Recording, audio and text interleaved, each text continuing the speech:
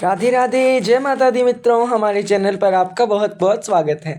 आज हम आप सभी के साथ शेयर करने जा रहे हैं कि देवउठनी एकादशी को देव कैसे जागृत किए जाते हैं। तो यहाँ पर देव गैरू से बनाए जाते हैं। आप गैरू के अलावा खड़िया का भी प्रयोग कर सकते हैं या फिर दोनों को भी आप यहाँ पर प्रयोग में ला सकते हैं। इस प्रकार से आप कागज पर देव बना सकते हैं या फिर आप दीवार पर भी देव बना सकते हैं, नहीं तो किसी टाइल को लगाकर आप उस पर भी देव बना सकते हैं। तो इस प्रकार से सबसे पहले आप देवों का घर बना लें। इस तरह आप डबल बाउंड्री देकर और देवों का घर बना लें। उसके बाद आप इसको अपने हिसाब से कैसा भी सजा सकते हैं, जैसा आप चाहें वैसा आप अपने देवों के घर को सजा सकते हैं। हमने यहाँ क्रिस क्रॉस डिज़ाइन लगाकर उसके ऊपर हमने यहाँ डॉट्स लगाई हैं।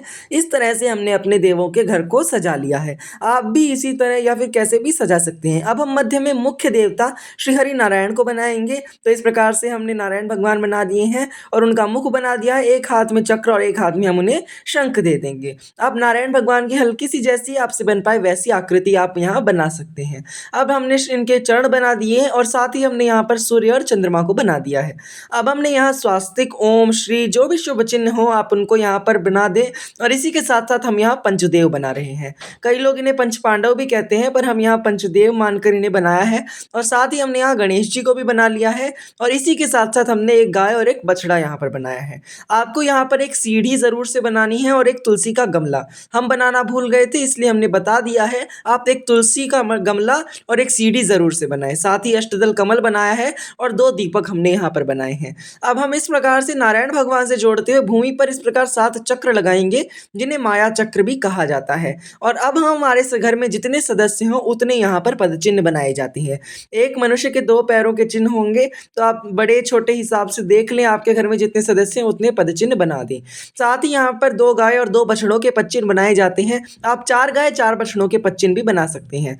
एक बछड़े के 4 और एक गाय के 4 पद चिन्ह होते हैं। तो इस प्रकार से हमने गाय और बछड़ों के पद चिन्ह बना दिए हैं। अब हम पूजा प्रारंभ करेंगे। पूजा प्रारंभ सूर्यास्त से पूर्व ही ये बना लिए जाते हैं। कई लोग इन्हें सुबह उठकर नहा धोकर बना लेते हैं या फिर सूर्यास्त होने से 2-3 घंटे पहले इन्हें बना लेते हैं। और इसके बाद इस माया चक्र के ऊपर इस प्रकार आप गेहूं बिछा लें या फिर बाजरे का प्रयोग भी आप यहाँ पर कर सकते हैं। कोई भी खड़े अनाज का प्रयोग कर सकते हैं आप, किंतु चावलों का प्रयोग ना करें क्योंकि आज के दिन एकादशी होती है। आपको इन देवों को सूर्यास्त होने से पूर्व ही बनाकर ये सब सामान करके रखना होता है। अब हम यहाँ पर गाजर रखेंगे, आप यहाँ पर मूली भी ज़रूर से रखें, गन्ने को भी आप यहाँ पर ज़रूर से रखें। साथ ही हम यहाँ पर ऋतुफल में आप यहाँ पर अमरूद रख सकते हैं, केला रख सकते हैं। सिंघाड़ा भी आपको यहाँ पर ज़रूर से रखना होता है। सिंघाड़े के साथ साथ आपको यहाँ पर मिठाइयाँ भी रखनी होती हैं। आप मिठाई उपलब्ध हो तो मिठाई रखें। साथ ही हमने यहाँ पर खील खिलौने भी रखे हैं, आप खील पताशा भी रख सकते हैं। इसी के साथ साथ आप यहाँ पर कुछ दक्षिणा भी अवश्य रूप से आपको यहाँ पर रखनी चाहिए। इसके अतिरिक्त जो भी मौसमी चीज़ें हों, शकरकंदी हो गई, ये सब चीज़ें आपको यहाँ पर रखनी होती हैं। हमारे पास अभी इतनी ही उपलब्ध थी तो हमने अभी यही रखी हैं, रख के आपको दिखाया है। आपके पास जो जो उपलब्ध हो पाए आप वो सभी मौसमी चीज़ें यहाँ पर रखें। इसी के साथ साथ आप यहाँ पर एक पुष्प रख दें और एक दीपक को आप घी का जलाकर, घी का भरकर यहाँ रख दें। अभी इसे प्रज्वलित नहीं करना होता है। दीपक को आप थोड़ा बाहर की तरफ ही रखें क्योंकि इसे पहले जला लिया जाता है।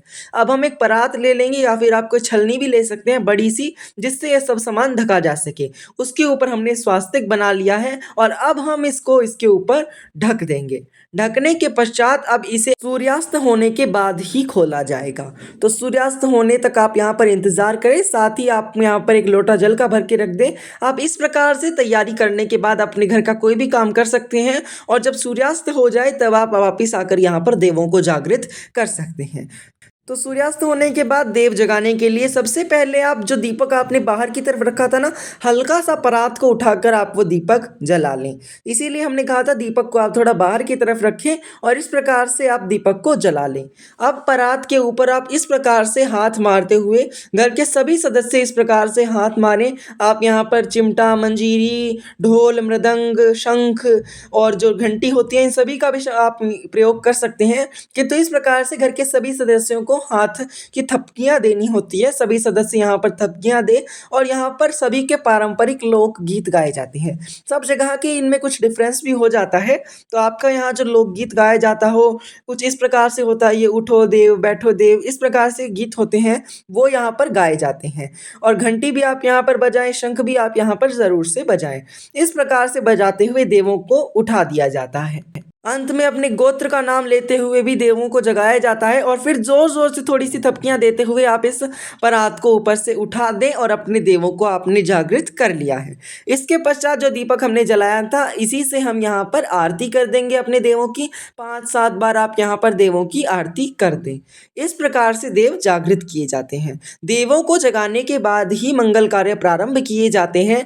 एवं जो अगर आप तुलसी विवाह भी करते हैं तो देवों को जगाने के पश्चात ही तुलसी विवाह किया जाएगा। जो भी विवाह शादी के आदि कार्य होते हैं वो सब देवों को जगाने के पश्चात ही किए जाते हैं। इसके बाद आपने जो ये दीपक रखा है आप इसको यहीं जलता छोड़ दें। जल के लोटे को आप सूर्य को दे सकते हैं या फिर तुलसी के गमले में डाल दें। गाजर मूली जो भी आपने सामग्री रखी हो आप या गाय को खिला दें या फिर आप उसे खुद भी खा सकते हैं। दक्षिणा को आप या तो मंदिर में चढ़ा दें या फिर आप किसी भी गौशाला में आप इस दक्षिणा को दे सकते हैं। इस प्रकार से देवों को जागृत कर लिया जाता है। जो गेहूं आपने रखे हैं वो भी आप गाय को चरा सकते हैं या फिर आप इनको मंदिर में या फिर किसी गरीब को आप इनमें और गेहूं मिलाकर दान में भी दे सकते हैं। वीडियो अच्छा लगा हो तो इसे लाइक ज़रूर करें। वीडियो को अंत तक देखने के लिए धन्यवाद। चैनल को सब्सक्राइब करना ना भूलें। राधे राधे, जय माता दी।